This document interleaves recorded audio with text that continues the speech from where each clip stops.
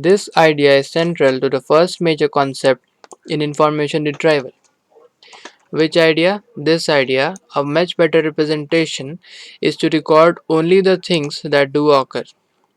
That is, we cannot build a term document matrix in a naive way. This term document matrix has too many zeros and ones to fit in a computer's memory. It is extremely sparse. It has few non-zero entries. So a much better representation is to record only the things that do occur. That is the positions, one positions. This idea is central. This idea is central to the first major concept in information retrieval, the inverted index. Inverted index is defined here. The name is actually redundant. Inverted index is actually redundant. An index always maps back from terms to the parts of a document where they occur. Something is given in the footnotes. Some information retrieval researchers prefer the term inverted file, but expressions like index construction and index compression are much more common than inverted file construction and inverted file compression. For consistency, we use inverted index throughout this book. So, file and index both are used, but for consistency, we will use index throughout this book. So, what is an index?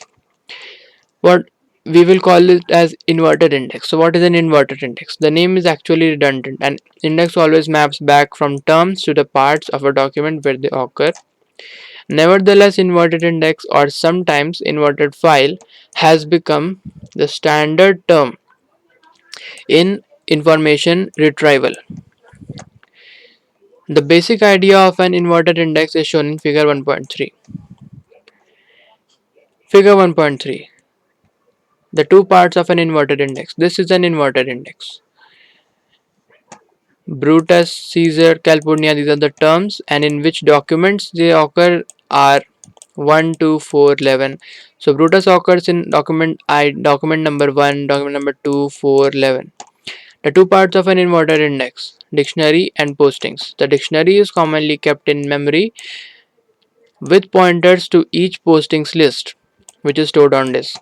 So posting lists are stored on disk and pointers dictionary is kept in memory and postings are stored on disk. The dictionary has pointers to each postings list. This is a postings list and all of these are called postings. This is a posting. These are the terms. This whole thing is a dictionary. The basic idea of an inverted index is shown in figure 1.3. We keep a dictionary of terms, sometimes also referred to as a vocabulary or lexicon. In this book we use dictionary for the data structure, so the data structure is dictionary, and vocabulary for the set of terms. The set of terms is called vocabulary. Then for each term we have a list that records which documents the term occurs in. For each term we have a list that records which documents the term occurs in. Which documents the term occurs in. Document 1, document 2. Each item in the list which records that a term appeared in a document and later often the positions in the document is conventionally called a posting.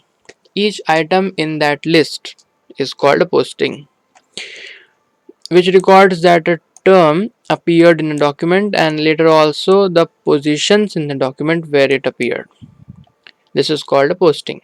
So this is called a posting. This 1, this 2, this 3. This is a list and this particular is called a posting. So this list is called postings list. The list is then called a postings list or inverted list, and all the postings lists taken together are referred to as the postings. All the postings list, these postings list 1 2 4 1 2 4 5 6 231, 50, 54, 101. These all taken together are called postings. The dictionary in figure 1.3 has been sorted alphabetically. Dictionary has been sorted alphabetically. So Brutus, then Caesar, then Calpurnia. After B comes C, then CAL, CAE, CAL. So it is sorted alphabetically. This is also sorted. The list is then the dictionary in figure 1.3 has been sorted alphabetically, and each postings list is sorted by document ID. So these are the document IDs: 2, 5, 16, 57, 132, 174. These are document IDs, and the postings list is sorted according to the document IDs in increasing order. We will see why this is useful in section 1.3 below, but later we will also consider alternatives to doing this in section 7.1.5. This is the inverted index.